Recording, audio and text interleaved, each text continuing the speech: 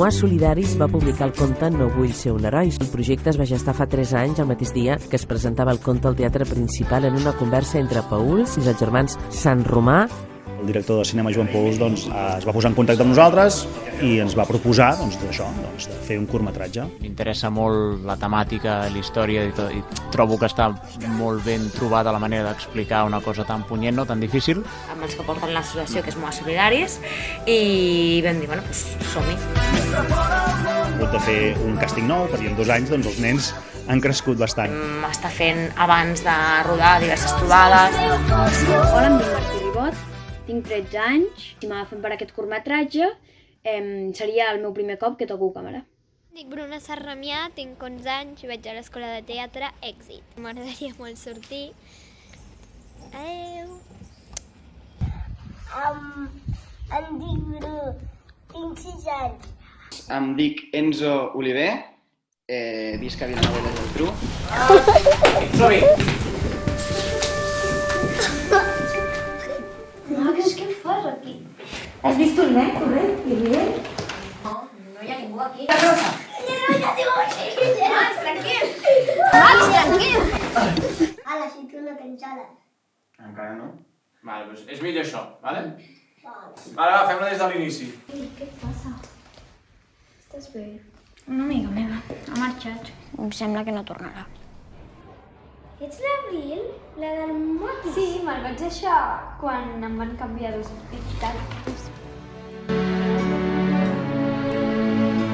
Estàs bé?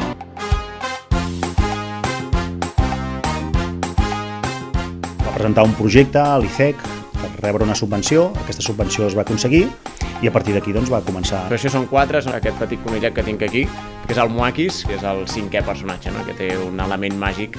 A l'hora de traduir-ho en cinema, era una mica un repte aquesta senzillesa, fer-la una mica més complexa, no? Sense anar cap al món molt adult, però sí tampoc quedar-se per nens de 5-6 anys, que també els pares poguessin gaudir de l'experiència, no? Una mica la fórmula Disney i Pixar.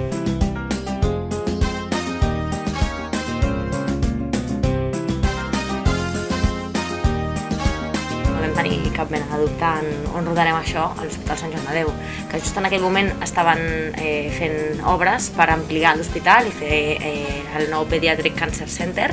Serà un centre de referència, un dels més grans aquí a Europa, però també a tot el món, i la veritat és que encaixar un rodatge com aquest, que encara estava en obres, no ha sigut fàcil, però la veritat és que tothom s'hi ha volcat. Ens ha fet molta il·lusió. Estem molt agraïts de tot el que han fet des de part de l'hospital perquè no tenien per què fer tant i no sempre la gent s'implica d'aquesta manera. Silenci, anem a rodar, sisplau. Som. Grava. Motor. Càmera, grava. 4-1 segunda. Marca. I... acció.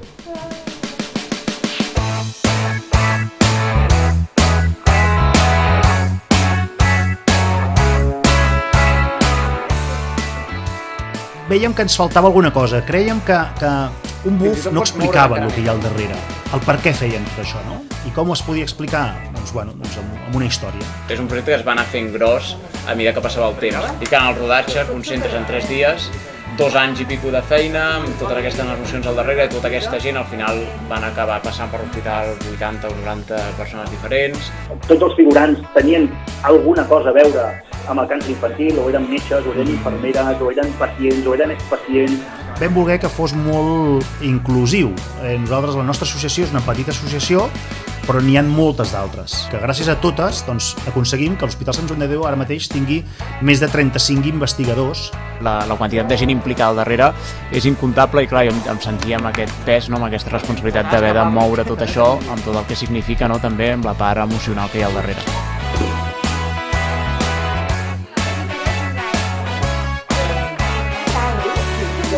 Vam fer que en el curtmetratge hi hagués una trobada a la família de personatge real amb l'actor, no? I aquestes trobades per mi van significar molt, van ser molt importants. És que no sé, és que va tenir tants moments.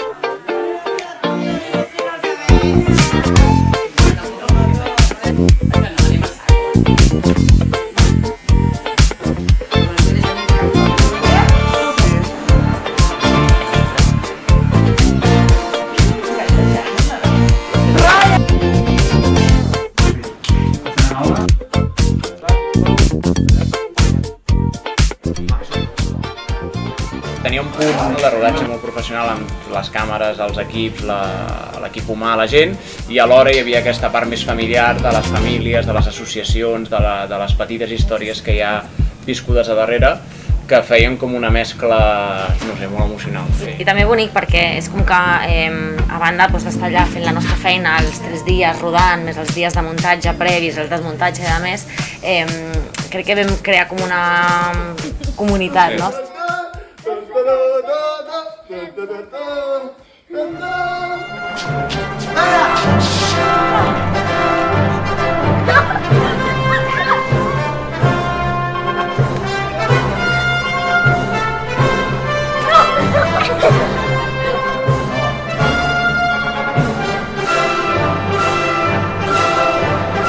Cada dia hi venien famílies, ara figurants, ara associacions, ara tal. Tothom jo crec que s'ha fet projecte bastant seu. I es va crear allà com un ambient una mica màgic, no? D'aquelles coses que es queda amb tu i no s'oblida. No estàs fent cinema, sinó que estàs fent alguna cosa més i això és molt maco, sentir-te part. Vale, este es el rollo! El curt també forma part de la música, vull dir, són dues coses que van de la mà i que parlés del càncer infantil com a realitat que és, que hi ha persones que el superen i que hi ha persones que no el superen. Vam agafar com el cel, no?, el tema que seria la mort i llavors la terra, els que es queden i sempre es van donant la mà i mai acaben de marxar. Jo aniré marxant enrere i m'heu de fer arribar la cançó, eh?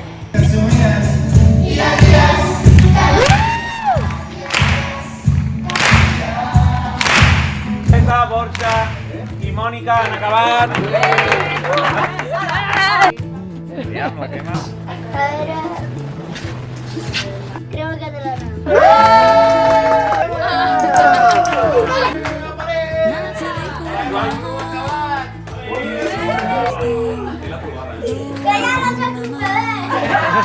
Que ja no s'ha fet! Que feu? Bueno, ens han presentat aquí, I la Bruna i el Martí han acabat el rodatge!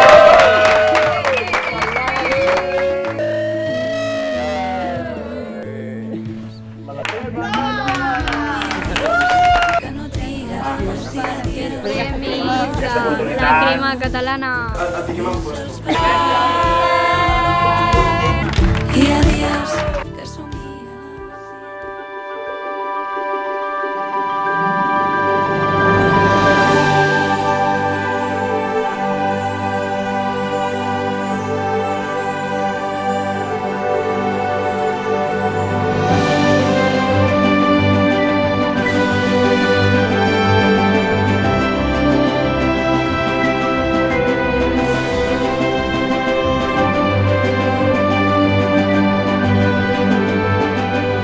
No vull ser un heroi ens parla del valor de l'amistat, de la importància també de la investigació contra el càncer infantil i ens recorda que cada any es diagnostiquen uns 1.200 nous casos d'aquesta malaltia a tot Espanya.